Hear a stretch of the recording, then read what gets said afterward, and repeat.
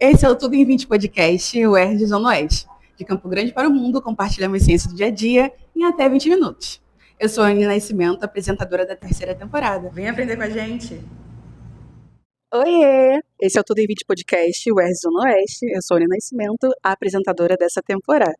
E hoje nós vamos começar por um assunto que atravessa relações, família, trabalho, a parte pessoal e decisões finais também, que é sobre saúde mental. E justamente nós vamos falar sobre a importância da saúde mental aqui no Brasil. Mas como é que isso vai funcionar na prática, né? Porque acaba que a gente já ouviu falar sobre isso, né? E o convidado de hoje é um super convidado, que eu vou ter que ter uma cola aqui, porque o currículo dele é muito extenso. Ele é neuropsicólogo, o Alessandro Felipe, que é um profissional que ele vai construindo pontes tanto entre estratégias e comportamento, né? Ele é administrador de empresas, psicólogo, neuropsicólogo, soma mais de 20 anos de experiência em RH, nos setores tanto público, privado e militar também. E o Alessandro ele vai aliando a visão executiva no seu MBA em gestão de pessoas a um grande repertório clínico, olha só, gente, é muita coisa, pautado pelo viés da TCC, e também práticas de especializações em psicanálise, ABA, psicologia hospitalar, neuropsicologia, e ele vai dedicando também a sua atuação ao desenvolvimento humano integral. Ou seja, ele entende muito bem da mente humana, tanto da parte dinâmica quanto das organizações também. Alessandra, seja muito bem-vindo. É um prazer estar aqui com você, né? Além desse currículo todo extenso. E ainda mais uma coisa que é super importante no Brasil, e acho que em qualquer lugar do mundo, que é falar sobre saúde mental, né? E ter essa conversa com você vai ser, tenho certeza que a gente vai aprender muita coisa e vai ser muito interessante. Mas eu vou chegar já perguntando, já vou chegar já jogando pergunta, pode ser?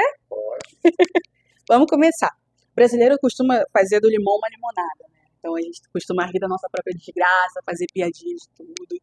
Então a gente vai pegando da dificuldade e vai transformando isso de uma forma mais cômica, né? Se aqui a gente pode dizer assim.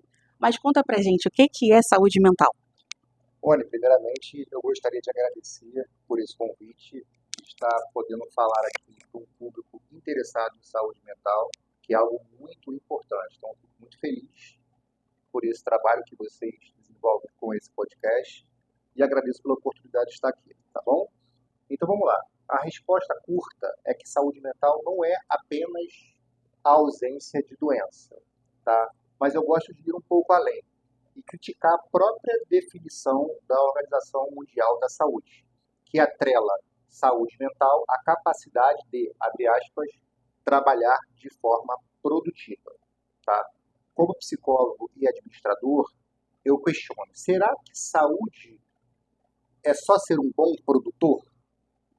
Na verdade, saúde mental é a nossa capacidade de sustentar a existência, é lidar com as dores e alegrias sem perder o sentido. Em muitos momentos da nossa existência, durante a nossa jornada, é natural que nós vamos nos deparar com momentos de prazer e de felicidade. E muitas vezes essa euforia faz com que a gente perca o limiar entre como nós devemos nos comportar e nos conduzir. E o mesmo ocorre com as dores.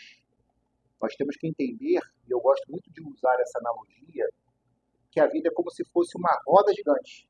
Em alguns momentos nós vamos estar lá em cima, em outros momentos nós vamos estar lá embaixo. É óbvio que todo mundo quer estar onde? Na parte de cima. Mas não é assim tão simples. E nós temos que aprender a lidar com essa dinâmica da vida.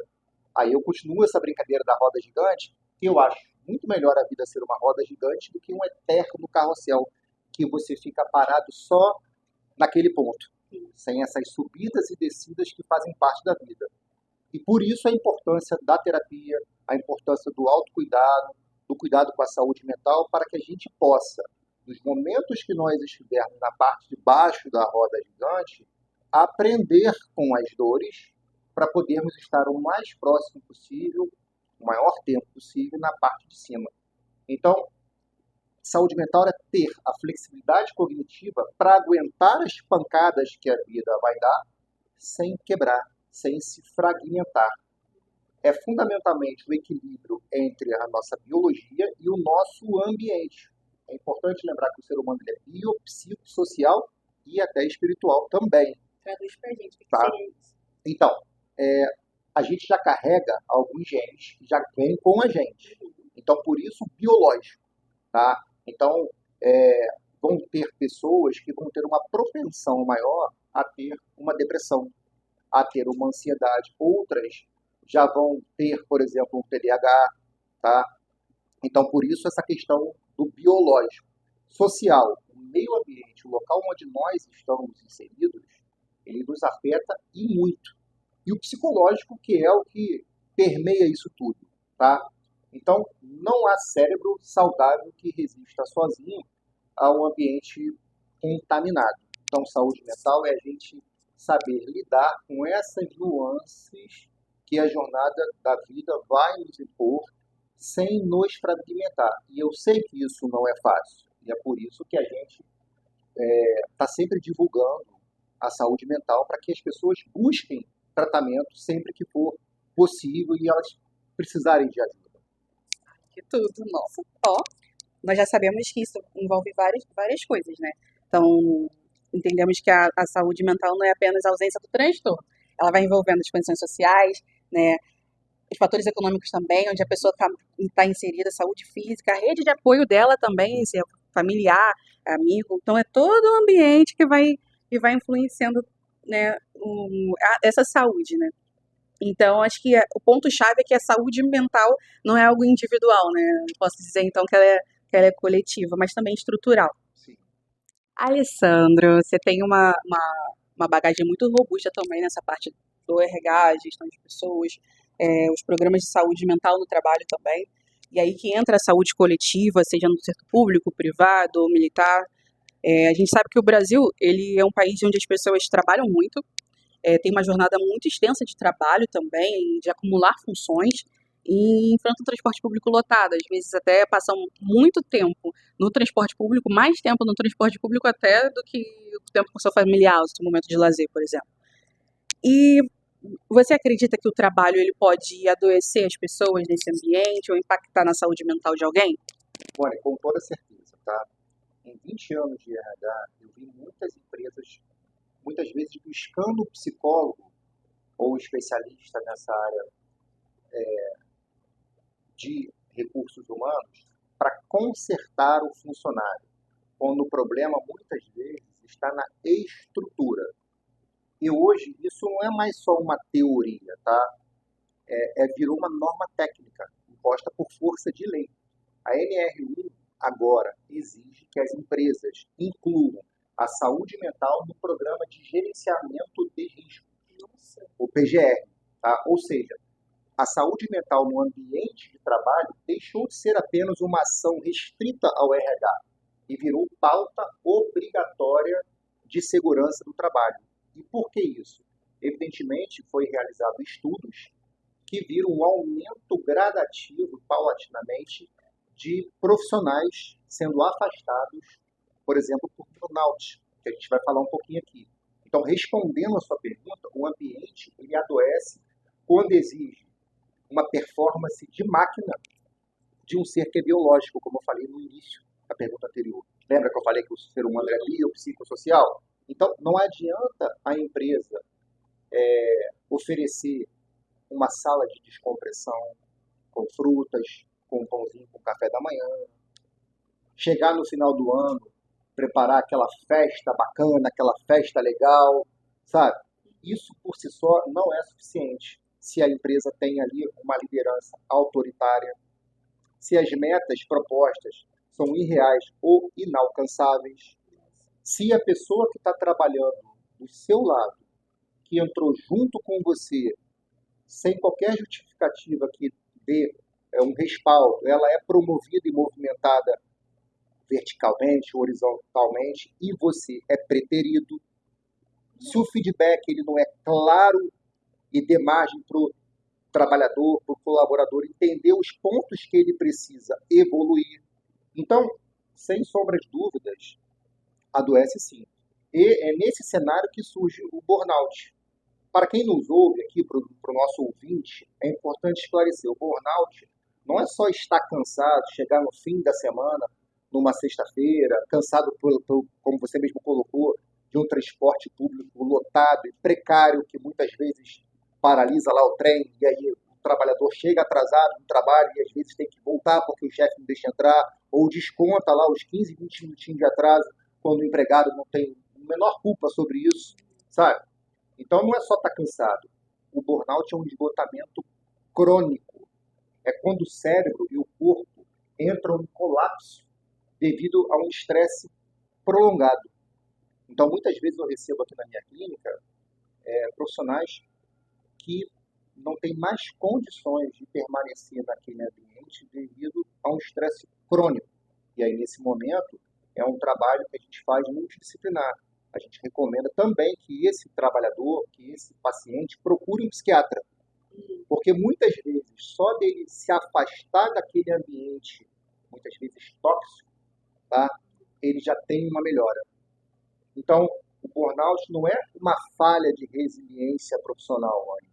Ele é muitas vezes o grito do corpo dizendo que aquele ambiente atingiu um nível de toxicidade insustentável. E aí, aquele profissional acaba, muitas vezes, psicossomatizando. O que é isso? É jogar para o corpo os reflexos dos sintomas que ele acaba absorvendo no ambiente de trabalho, que muitas vezes não dá espaço para ele ser ouvido. E aí joga isso para o corpo. E aí vem a depressão, vem a ansiedade, vem manchas roxas pelo corpo. Então esse é o ponto agudo. Então, respondendo a sua pergunta, com certeza um ambiente de trabalho que não tem essa participação do trabalhador, que não tem uma interface com o profissional da saúde mental, e graças a Deus agora vem a NR1 para ajudar nesse sentido. Esperamos que isso possa modificar esse cenário de adoecimento que vem ocorrendo aí ao longo dos anos. Realmente é um assunto muito sério, né? Então eu fico até pensando, então a saúde mental é responsabilidade do indivíduo ou pode dizer que também é da empresa ou posso dizer que é responsabilidade dos dois? É isso aí, a responsabilidade é dos dois, tá? Não adianta o trabalhador fazer a parte dele se a empresa não faz também a parte dela. Eu costumo dizer que é como se fosse a criação de um filho. Você tem a tua família e você tem um filho ou uma filha. E você faz a sua parte enquanto pai, enquanto mãe, enquanto família, de educar o seu filho. Só que o ambiente que ele está inserido, os amigos, né, com quem ele se relaciona, o próprio colégio, enfim, as outras áreas que o teu filho frequenta, acaba muitas vezes fazendo com que essa educação que você dá em casa seja perdida no ambiente que ele está frequentando. Então, não adianta os pais fazerem a parte dele se o colégio também não faz a parte dele e vice-versa. Então, não adianta o trabalhador fazer a parte dele, cuidar da sua saúde mental, fazer terapia, consultar psiquiatra sempre que sentir essa necessidade, se ele vai estar entrando todo dia, quando virar a maçaneta entrar no trabalho, num ambiente que te empurra para baixo, ao invés de te levantar, sabe? Num ambiente de alta competitividade, onde a competitividade entre os pares, a disputa é fomentada a um nível de estresse crônico agudo, onde há uma hipervigilância, onde o trabalhador fica até com medo de pedir para ir no banheiro e sair, onde não há uma flexibilidade do gestor, de muitas vezes, por exemplo, como eu estava falando aqui no exemplo, o pai ou uma mãe de família precisa levar o seu filho no médico, não tem ninguém para levar, e aí ele precisa faltar ou atrasar algumas horas, e quando chega no trabalho, não há um acolhimento por parte do empregador. Isso não significa também que deva haver abuso. Então, tudo tem que ser com equilíbrio. Então, tanto o trabalhador, o indivíduo, o sujeito, quanto a empresa, eles precisam caminhar juntos nesse percurso, e não de forma isolada. E aí é o que eu falo, se a empresa propiciar toda uma estrutura boa e também o paciente não fizer a sua parte, não vai adiantar nada, tá? Agora abordando sobre a neuropsicologia na prática, a gente acessando as redes sociais, até mesmo conversando entre a nossa família, amigos, até mesmo naquela roda de bar, aquela conversa mais descontraída, né? Você também avalia a avaliação neuropsicológica, nem sempre a gente tem essa oportunidade de conversar com um neuropsicólogo, por exemplo. Normalmente quando chega essa conversa é porque a pessoa já extrapolou, já passou do limite e ela tá muito fragilizada. E na prática, né? Em que momento essa avaliação ela é indicada? Porque acaba que a gente está ouvindo que isso é muito crescente, mas que momento eu posso falar assim, tipo, ó, agora é um momento para que Anne, faça uma avaliação neuropsicológica, ou que eu busque, ou até mesmo uma outra pessoa. Tá. Essa é a grande contribuição da neuropsicologia, tá? Ela tira a discussão do achismo e traz para o dado concreto. Então, muitas vezes, o que as pessoas rotulam como preguiça é, na verdade, uma falha nas funções executivas do cérebro, com a dificuldade real de planejar ou de manter a atenção. Então, a avaliação neuropsicológica, ela tem esse propósito como sua principal finalidade: dar nome ao sujeito que sente e criar estratégias para a reabilitação. O diagnóstico ele não pode ser um rótulo que te limita, que te incapacita. Muito pelo contrário, a função dele é ser um mapa para te libertar, para fazer você funcionar da melhor forma possível dentro das suas condições. Tá? Então, esse é a principal função de uma avaliação neuropsicológica. Não é te dar um resultado para você se sentir, opa, isso justifica o jeito que eu fui e vai justificar o jeito que eu vou me posicionar daqui para frente. Muito pelo contrário, ele vai te dar ferramentas para que, com a terapia, porque uma avaliação neuropsicológica sem a terapia não serve para nada, tá? Você só vai ter lá um diagnóstico, mas é importante o que fazer com esse diagnóstico. Essa que é a grande questão. E aí a avaliação neuropsicológica surge para isso, para te ajudar a saber manejar, junto com o apoio profissional correto, a melhor forma de você lidar com questões que estão te afligindo, com as suas dificuldades, para que da dificuldade a gente consiga trazer potencialidades, tá?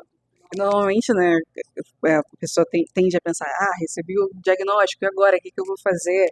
Ou minha vida acabou, porque agora descobri que eu sou uma pessoa neurodivergente, ou algo do tipo, né? É, e muita gente acaba que vai confundindo essa falta de concentração, ou com falta de esforço, ou porque a pessoa está se fazendo, né, ou está fingindo, porque ela tem uma certa limitação. Mas me tira uma dúvida. É possível a gente separar o diagnóstico da pessoa, desse indivíduo que recebeu o diagnóstico, seja do TDAH, seja do autismo ou outra neurodivergência? É, é possível ter essa separação? Que até onde tem essa limitação, né? Ou então pode dizer, tipo, a pessoa está se fazendo, ela está acomodada com isso, ela está acomodada com o diagnóstico dela, né? É possível ter isso? Conta pra gente. Então, a avaliação neuropsicológica, ela tem que ser realizada por um profissional referência, tá? Porque não adianta você, e aí fica uma dica para o seu telespectador, para o ouvinte que está aqui buscando avaliação neuropsicológica, tá? Desconfie sempre de preços muito baixos, porque quando a gente faz uma avaliação neuropsicológica, muitas vezes a gente precisa ir até o colégio para conversar com os professores se for uma avaliação de uma criança. Muitas vezes a gente tem que trazer para o nosso setting terapêutico a babá que fica tomando conta dessa criança, que tem uma boa convivência com essa criança, os avós, tá, que também ali participam em alguns momentos dessa conexão familiar. E são testes. A gente utiliza de várias ferramentas, testes neuropsicológicos que não são baratos, tá? Então, quando você receber aí uma proposta com valor muito baixo, sempre desconfie, olhe com muita cautela. Às vezes o barato sai caro, você vai receber um laudo, muitas vezes é um laudo que não é conduzido da maneira correta como deve ser feito, você vai sair com uma impressão de que você tem algo que não foi aprofundadamente investigado. E aí é uma bateria de testes que a gente aplica, não é somente a impressão do neuropsicólogo que vai estar lá te avaliando. Isso também conta, óbvio, evidente, mas a gente trabalha também com testes que são permitidos a utilização apenas de uso restrito do profissional da psicologia, sabe? São testes validados pelo SATEP-C, tá? E que ele tem o poder de, através da manipulação dos testes, escolhendo o melhor teste para o paciente, algo que é personalizado de acordo com a demanda. Então, no exemplo que você trouxe, né, de um trabalhador ou então de um estudante que tem alguma dificuldade, por exemplo, de atenção, de concentração, a gente vai fazer uma bateria de testes completa, que não vai apenas se limitar a aferir ali o índice de atenção que aquele paciente tem, mas ver o manejo cognitivo dele, fazer um teste de inteligência também, porque muitas vezes o paciente chega com uma suspeita, né, indicada ou por um professor ou por uma tia próxima, e durante o curso da avaliação a gente se surpreende, porque a gente acaba descobrindo outras coisas, tá? Então, não é tão simples assim. O teste vai dar esse subsídio para a gente justamente entender até que ponto é algo que, não vou dizer assim, uma dificuldade que o paciente ou o colaborador está tendo em um determinado setor específico, com uma demanda de atividade ali, para algo que seja realmente inato dele, algo que ele precisa de fato, depois de realizada a avaliação neuropsicológica, se submeter a uma avaliação com um psiquiatra, um neurologista, que fazendo uso de medicação correta vai dar uma outra qualidade de vida para ele. E só vai ter essa certeza se submetendo a uma avaliação neuropsicológica correta, tá? Bem conduzida. Então, normalmente é quando a pessoa percebe que não está agindo de uma forma rotineira, né? De costume. Por exemplo, sou eu e uma outra pessoa que trabalhamos juntas, estamos na mesma função. E percebi que mesmo assim eu não estou pegando aquele trabalho da mesma forma como a outra pessoa, de uma forma comum, né? E não necessariamente esse diagnóstico que vem, isso vai acabar com a vida da pessoa. Né? Então é super necessário todo esse conjunto, né? E até mesmo contar para as pessoas mais próximas, né? Sobre esse diagnóstico também, acredito que isso contribua, né? Com certeza. Contribui e muito. Sabe, um trabalhador que tem a oportunidade, né, de, durante o curso da avaliação neuropsicológica, identificar que ele é um autismo nível de suporte 1, muitas vezes vai justificar todo um percurso que ele teve de muita dificuldade e que vai falar, caramba, agora eu entendo tudo o que eu vivi a partir desse diagnóstico. E, como eu falei anteriormente, não vai paralisá-lo, muito pelo contrário, vai dar mais ferramenta para ele se conhecer melhor e até poder levar para o trabalho para fazer algumas adaptações que vão fazer ele produzir, entregar e performar melhor, não só no trabalho, como na sua própria vida, né, pessoal? Pera aí, aguenta mais um pouquinho. Nossa conversa está ultrapassando os 20 minutos e terá a parte 2. Vamos continuar aprendendo sobre a ciência do dia a dia, mas no próximo episódio. Vem aprender com a gente?